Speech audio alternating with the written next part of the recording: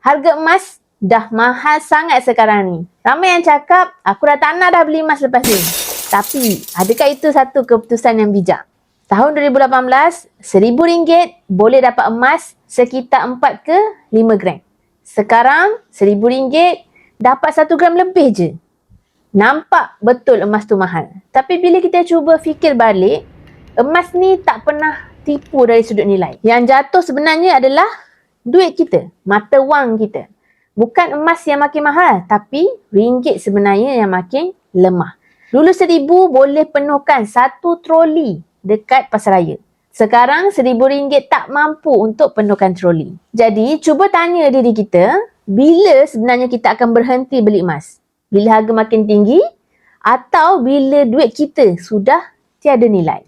Sebab hakikatnya, yang penting bukan harga emas itu, tapi gram kita yang semakin bertambah. Kita beli emas sebab nak simpan nilai, bukan nak kejar harga.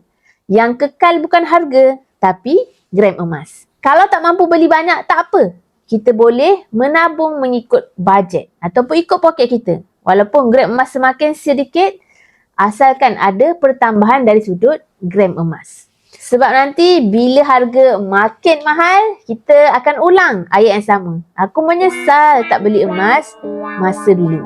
Follow saya untuk kita belajar cari tempat emas dengan tenang.